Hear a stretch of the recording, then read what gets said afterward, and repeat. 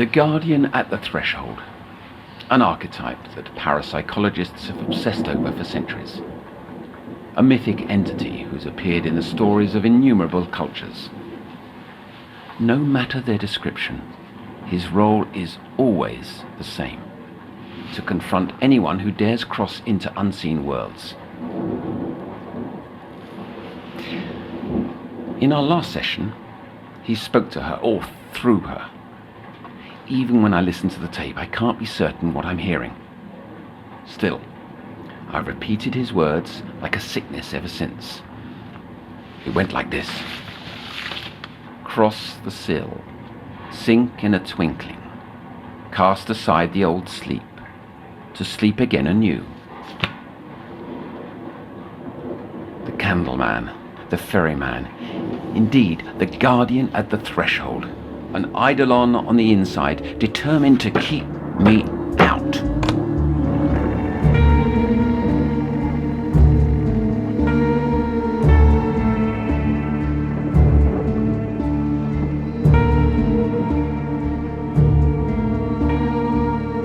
You're listening to The Sounds of Nightmares, an audio fiction series from the world of Little Nightmares.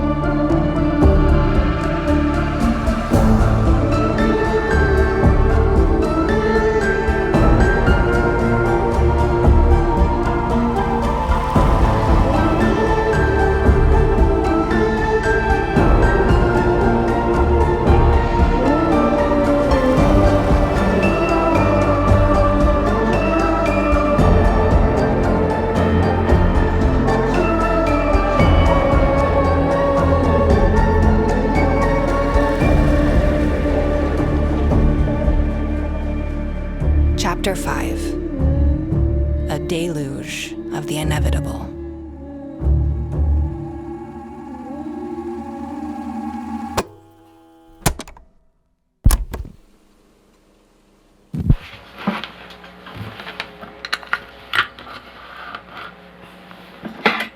Noone was right after all. I noticed something off while reviewing the EEG and reluctantly sent her up to radiology. At first, I doubted the validity of the results, but the technician assured, curtly, that Noone's scan undeniably shows a pea-sized tumour on the right-sided amygdala. They maintain it's benign, despite the unusual ocular appearance.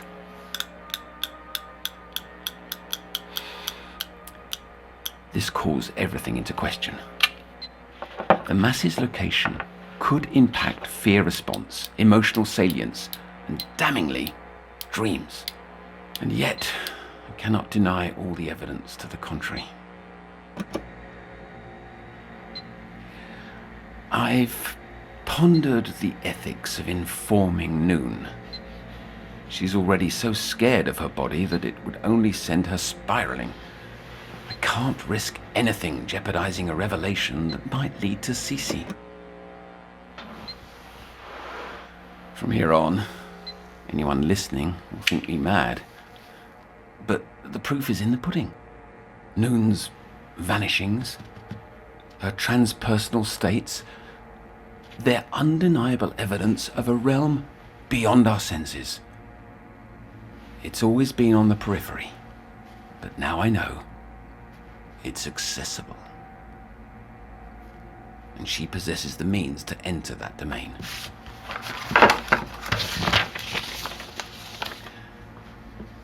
My professor's paper posits thus.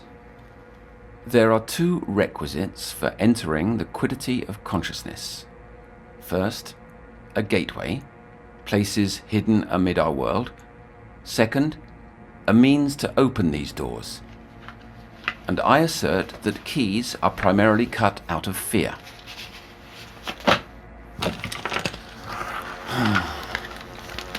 Either I lack his erudition or his mania. My only hope lies in completing my labours. I've not slept in weeks. And if I cannot dream as she does, I'll never know how to enter this nowhere.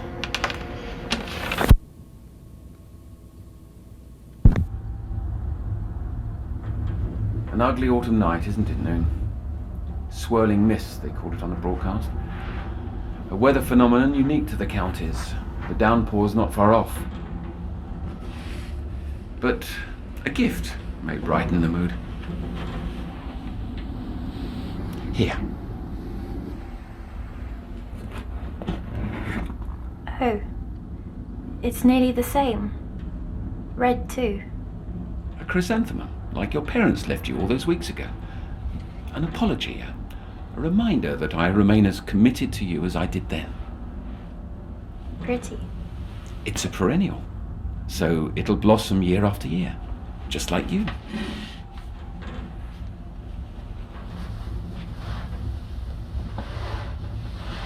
I think I'm ready now to talk about my mum and dad. Oh, and why now? What's changed? Because I feel like I'm beginning to forget, and maybe talking will help me remember. Because you've been away so long, or you literally feel you're losing your memory? More like I'm losing a part of me. I can't tell, am I the girl here or the one there? They're one and the same. Given all you've told me, they must be. It's not you that's different, but the physical space around that. I said I want to talk about my mum and dad. When most kids have nightmares or whatever these are, they go to their parents to feel better. Here, I relive them again and again. And it's all you want to talk about because you think you can find Cece through me. Noone. The only way to find answers is to discover where you go when you sleep. Talking about your parents would be wasting the hours. Aren't these sessions supposed to be about me? Always. But I've no say, no control over how I feel or what I do. I don't even belong to myself. I'll do as you ask, but promise me. No wires hooked into my head. No machines. Not tonight. No machines, promise. I think you'll enjoy what I've got planned.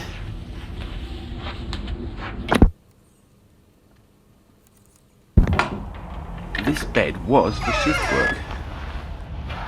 Now I sleep here more days than not. Oh, pretty.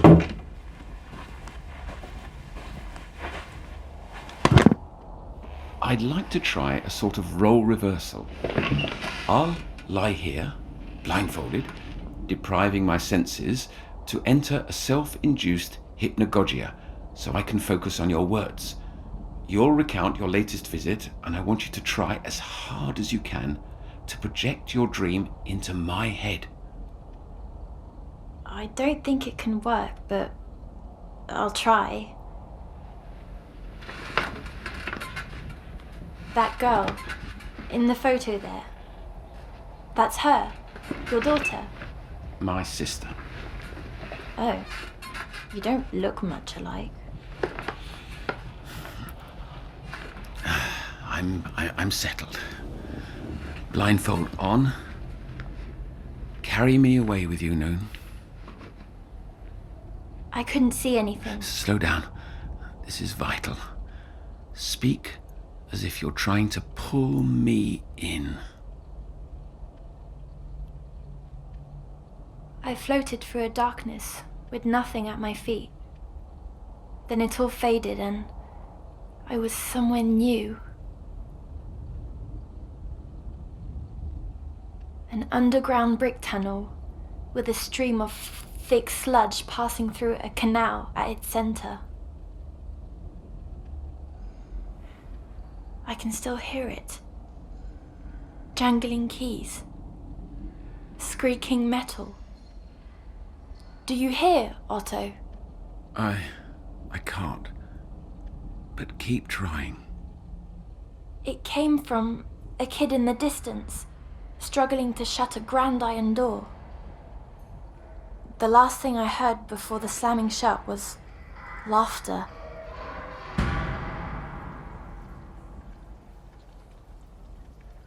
Sludge poured in from the pipes that ran along the tunnel walls.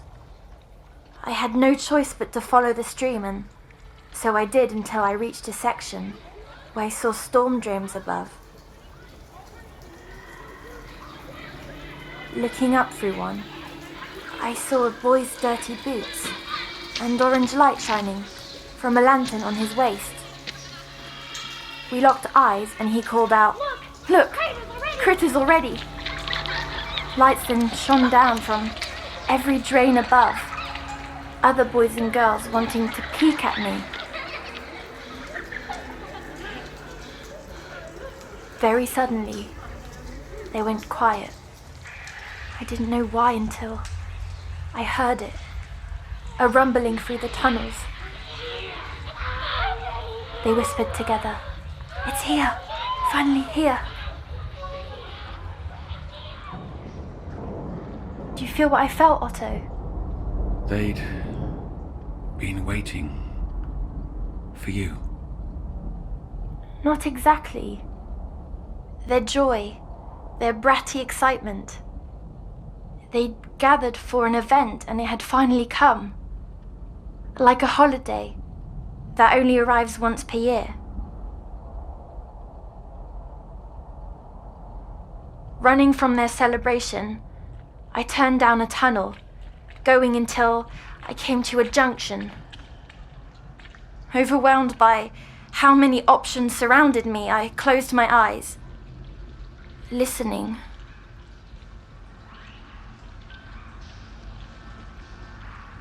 The sound came from the path to my left. I waited, watching from a distance as someone crossed by the dark tunnel mouth. He carried a strange gadget, and every now and again, its buzz turned to some beeping, detecting secrets in the waters. I hardly noticed the rest of him, but I got a look before he crossed out of view. He carried a heavy sack over his shoulder, and things squirmed inside. But he was gone as quick as he'd appeared.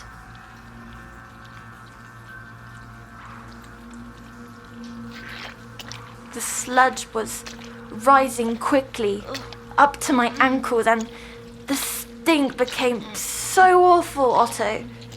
Imagine it, waste filling your nose. Then, across from me, a small pipe became blocked, stopping the sewage. A grey mass poked through, jammed in tight, wiggling to get loose.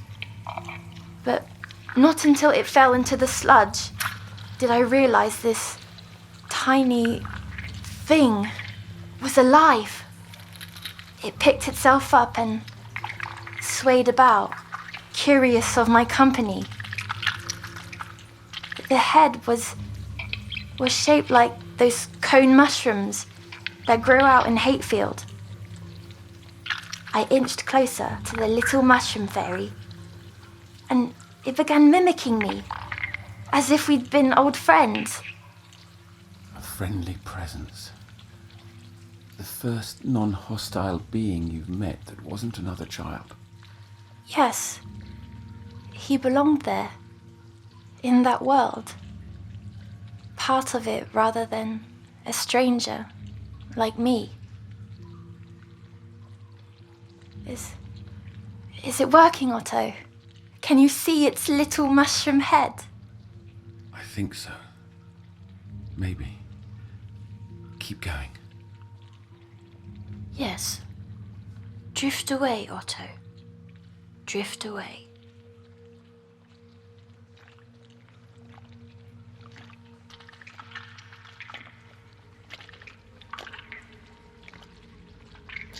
A crooked net lowered down from a drain grate above. While I ducked to cover, the mushroom fairy didn't. I tried to point upward, but it simply copied my gesture. There was a girl, giggling with ugly delight, sticking her whole arm through the grate, hoping to capture the poor thing. So I grabbed a loose brick and threw it at her. Hitting her arm, she cried out, while I picked up the mushroom fairy and ran off.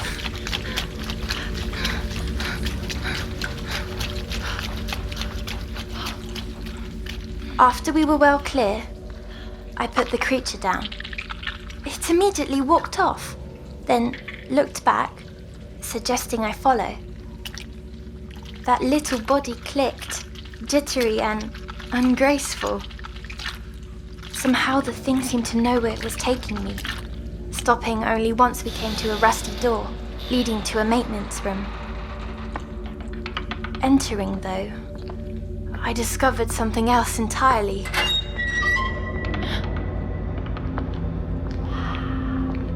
Endless piles spread about the room, some of pure junk, while others house gold jewelry. As long as it could be collected, there was a place for it here. Mesmerizing.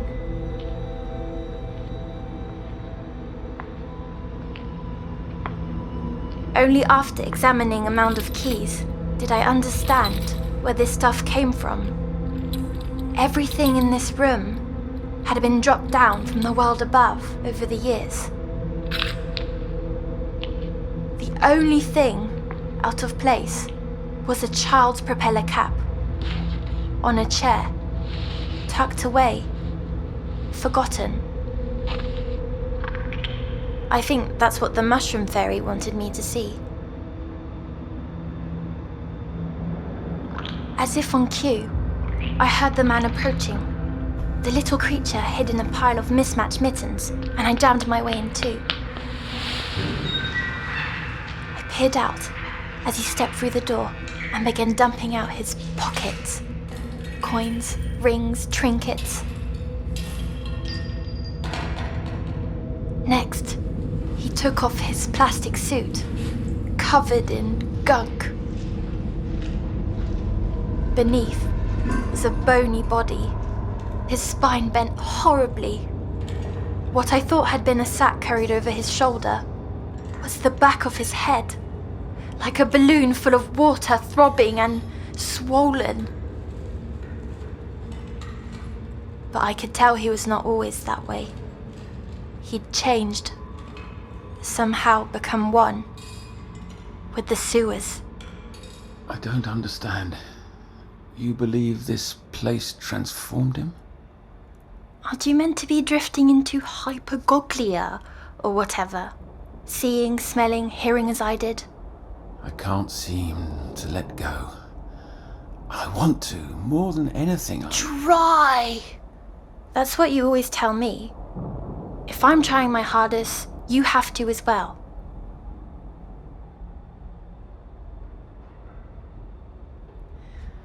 From the corner of my eye, I noticed the little cone sneaking away. The balloon-headed man was inches away, and in that moment, I thought of Jester, of the child with gooey hair, of Rusty. I couldn't do nothing, not again. Thankfully, that rumbling from earlier returned in that moment, stronger than before.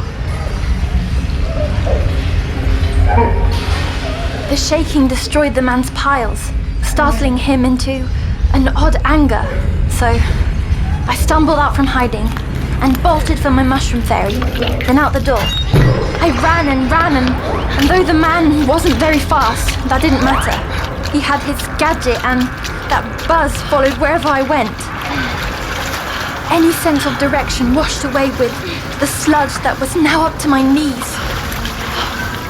Turning down tunnel after tunnel, I stopped, hoping I'd lost him. All at once, those lanterns shone from above. The naughty kids had spotted us. Wildly they sang, snatch a gift before they're all sent adrift. Their cheers grew and I saw why. A bag-headed shadow appeared at the tunnel's far end, cutting me off.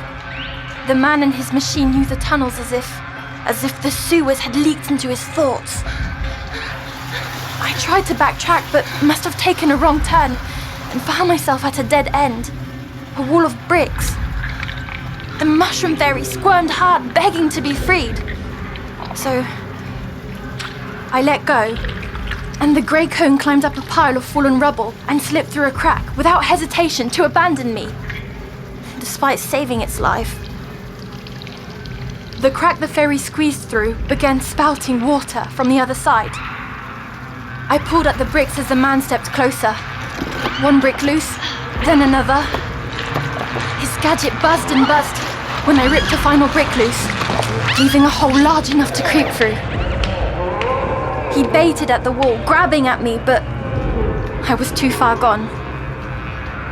His small, milky eye peeked through at me until the walls rumbled more fiercely than ever. The man backed away, overcome with horror. The rumbling didn't stop after that, and neither did the kids cheering from above. Whatever they waited for, it was time. Otto, you're awake. Yes, Noone. I'm trying so hard to see, to feel, to sense what you did, but I can't. I don't have the gift you have, and your gifts are not as commanding as I'd hoped. I'd trade places with you in a heartbeat. I wish I could give you everything in my head. Then I'd be rid of all of this. Shall I go on? Yes. It felt as if someone had picked up the sewer, shaking it with rage. Water crashed against the walls. I stumbled on, the tunnel growing wider and wider. A second smaller sound appeared. Clicks and murmurs. Then, out of the darkness ahead, they appeared, scurrying so fast I couldn't react. 100 little mushroom fairies, rushing past me in a panic, escaping something close behind. It wasn't long before that something came. Speeding like a pack of horses tangled together, a tidal wave pounded through the sewer. The wave was feet away when I finally understood. For the kids above, this was a blast. They waited and waited, unable to experience the wave's power themselves. And that made them love it all the more. Snatching things that ran from its path was part of their awful celebration. The violent wave hit, sweeping me away, carrying me back through the maze of tunnels. I swam up and up, doing my best to surface, and just as I did, the waves paused. My body no longer needed to swim. And the Candleman appeared, floating on some kind of broken door. Go through your encounter diligently. He holds the answers we need. Make no mistake, he is your tormentor. I'm not sure that's true. This time, I was able to speak in his presence. Why do you bring me here? What do you want? He replied. Cross the sill. Sink in a twinkling. Cast aside the old sleep. To sleep again, anew. I yelled back, why? Why should I? Before I finished, he said, blight, not within, but without. Here, all banes be set free. More riddles. He doesn't think I can solve them, but I will. I already did. I think he means by giving myself to his world, I won't be ill any longer. That's why, when I'm there, no more headaches, no more parasites, no more tests. That's not true. It's not. I would almost prefer him to take me. Don't say that. Away from here. From you. It's what he wants. Maybe. He wants you. Maybe your Cece felt that way too. Relieved.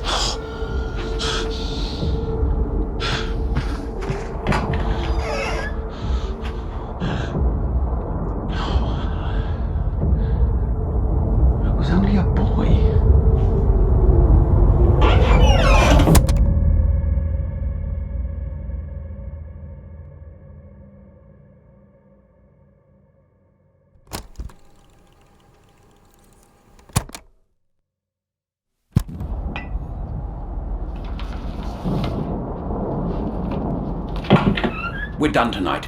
Get out. To your room. Go. What's this? Nosing through my desk, were you? My name's on it. It's my scan, yes. Smart girl. What does it tell? That you've got a mass growing on your brain, a tumour. I knew it. The cure. How bad is... A mass in your brain is never good.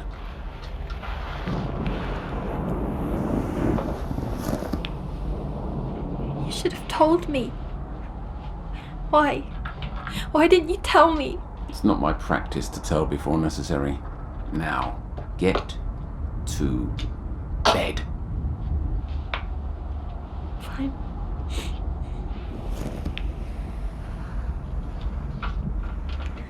But after the Candleman spoke, the wave carried me by the maintenance room again. The bag-headed man looked through a window, terrified. He was opposite to those kids above. Living down there, he'd no reason to celebrate the wave. Instead, he cherished what they dropped down by accident. You see, each wanted what the other had, but could never have themselves. I'm taking 2 sweets tonight. Take as many as you want and leave.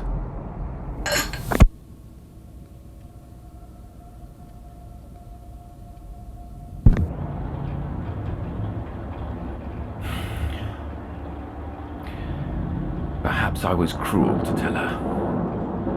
But as she sleeps, I've been pondering the entry requisites specified by my professor. I believe he was only partly right. One need only look at the theatre of agony that the ferryman's created to understand fear is an essential requirement.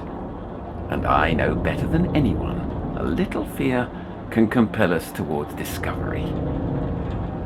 As for the gateway's location, perhaps it's not a place hidden in our world, but in our minds. Is it not possible that her tumour is somehow this unknown gateway? An organ of transcendence. The apparatus may be unfinished, but its oneiography monitor is functional. If she's to cross over in a twinkling, what choice do I have? In her words, you must try.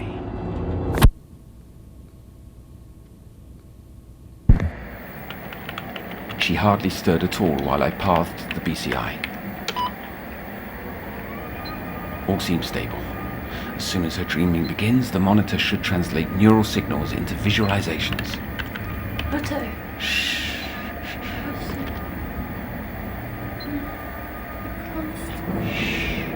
Return to that sleep of yours.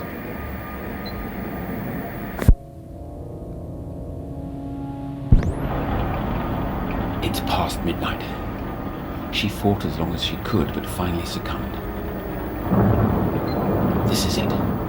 Show me, Noone. Show me the other side. Here we are. The image. Kaleidoscope of black. An unnatural abyss. Wait. A shape. It's difficult to see. Like looking through a negative mist. There. A silhouette. Ovular. Splitting across the center. It glares like the sun. Oh no! A pupil made of light. Oh God! It's watching me. It's watching me.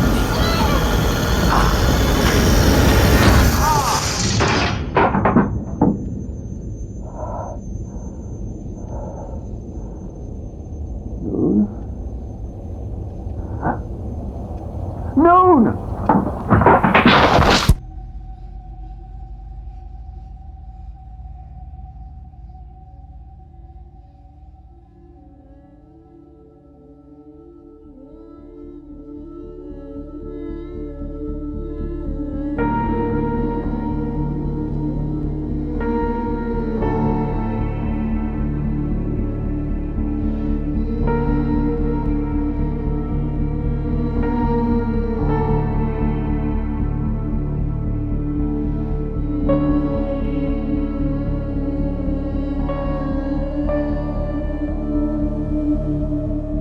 You've just listened to the 5th episode of The Sounds of Nightmares. This episode was written by It's Just Jord and Lonnie Nadler. Our showrunner is Lonnie Nadler, and the series is directed by Thomas Joses.